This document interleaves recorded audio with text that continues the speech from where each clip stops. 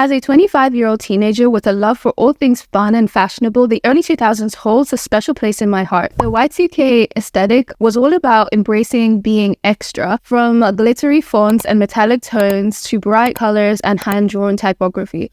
Although I was quite young at the time, I always look back at the early 2000s with such a fondness because the world always felt vibrant and in a way fantastical, especially when it came to technology. Unlike the present year of our Lord 2024, where it feels like products are solely introduced to increase screen time and make more money, it felt like the tech industry really cared about making a statement and cared about making products that were visually interesting. This was a time when products like the iBook, with its playful clamshell design and built-in handle, were popular.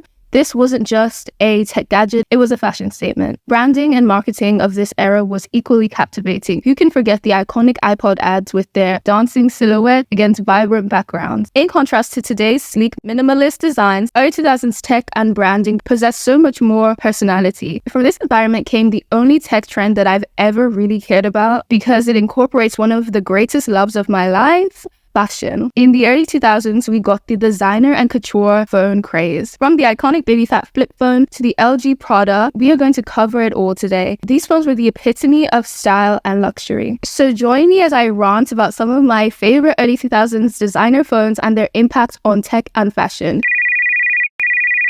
In 2004, Kimora Simmons made waves in the tech world by teaming up with Motorola to create the limited edition baby fat i833 phone. Picture it: baby pink adorned with real diamonds and sporting a Chanel-inspired quilted design. This wasn't just a phone, it was an accessory. Simmons herself described it as a piece of jewelry, complete with a matching quilted pouch and earbuds. The baby fat i833 was the must-have item of 2004. All the it girls had it, even our girl Lorelai Gilmore. And of course, everyone remembers the iconic Cameron picture where he wears the iconic pink fur coat with his Motorola baby fat flip phone in hand. As far as I'm aware, this was the first instance of a fashion brand collaborating with a phone company. This partnership between baby fat and Motorola not only showcased the potential for cross-industry collaboration in this way, but also highlighted the growing influence of fashion in the tech world. The release of this phone played a significant role in cementing baby fat's place in the fashion industry, blending style with really just selling an aspirational lifestyle and aesthetic.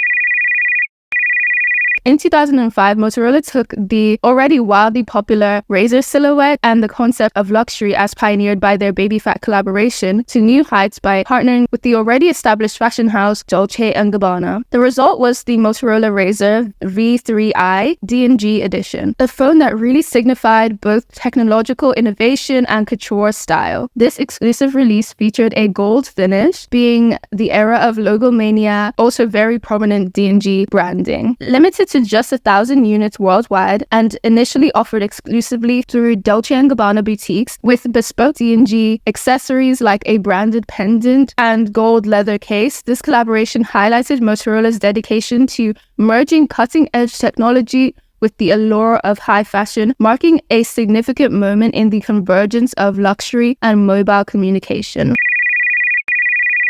Now onto the lesser-known collaboration involving one of my all-time favorite brands. In 2004, perpetually underrated yet always ahead of the curve, Chinese-American designer Anna Sui ventured into the tech world with the launch of the Anna Sui mobile phone. Known for her distinctive brand identity that blends whimsy with gothic aesthetics, Sui's signature purple and black motif adorns the limited edition Samsung handset, complete with illustrations and a custom-designed case. The phone not only captures Sui's style, but also marked Samsung's strategic foray into the fashion world. Highlighted by its exclusive debut in Vogue, this collaboration not only showcased Sui's ability to extend her artistic vision into new domains, but also underscored technology's growing alignment with high fashion and design sensibilities. In October 2005, Juicy Couture teamed up with T-Mobile to launch the Sidekick 2 Juicy Couture edition, wrapped in Juicy Couture's iconic crystal pink and adorned with the Juicy Couture logo. It featured a 6 MB email capacity, instant messaging, a web browser, and a camera, with flash. Palm and Jella, the duo behind Juicy Couture, took their signature aesthetic and applied it to tech. The phone came with exclusive matching Juicy Couture design cases and charms. However, at this point in the video, I do want to take a moment to highlight one of the only issues I really have with the designer phone trend. I don't appreciate the practice of creating artificial scarcity and exclusivity, making them less accessible to a wider audience. For example, the Juicy Couture phone was only available in key US cities like New York, Los Angeles, San Francisco, and Miami, as well as online. But as I'm sure that we all know, buying online in 2005 was not the most common method of shopping, so that in itself didn't do much to increase the accessibility of the phone. This, of course, was not unique to Juicy Couture collabing with Sidekick. Other companies like Motorola and Samsung also employed similar strategies with their product releases, offering limited edition devices that were difficult for the average consumer to obtain. This was then, and pretty much still is, a standard practice, especially in fashion. However, I particularly disliked this practice when it came to the Juicy Couture Sidekick. The scarcity play felt much more warranted for other brands. Anna Sui, for example, never was a major player, making a wide release a lot riskier. Dolce & Gabbana is and was a high fashion Italian luxury house, making hyper exclusive releases a natural fit for their brand, aligning with their image and market positioning. Juicy Couture, however, was a different story. Although Juicy was an extremely coveted status symbol, and still kind of is, it was much more accessible compared to the other brands mentioned. Its products were widely popular and had broad market reach. Therefore, it would have made much more sense for Juicy Couture Sidekick to have a wide release, allowing more fans of the brand to enjoy it.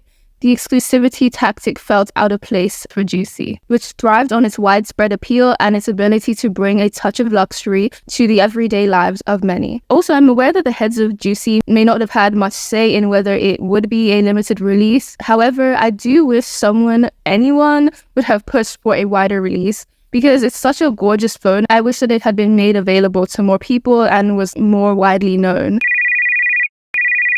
Samsung, a brand that was at the time consistently innovating yet often overshadowed, much like today, teamed up with Versus, the youthful Versace diffusion line, to launch the Samsung E500 Versus in August 2006. The collaboration took Samsung's SGH E500 clamshell phone and Versace-fied it. The E500 came in 3 color options: white and gold, white and antique pink, and black and silver. It was equipped with a 1.3 megapixel camera, music player, Bluetooth, and even a mirror on the outside. An amazing touch, in my opinion. Launching the E500 Versus in the Italian market, Samsung and Versus aimed to create a product that captured the essence of youthful exuberance and high-end design. The collaboration was more than just a marketing gimmick. It was a genuine attempt at merging the worlds of fashion, functionality, and tech, showcasing the potential of couture technology to provide a richer, more personalized user experience.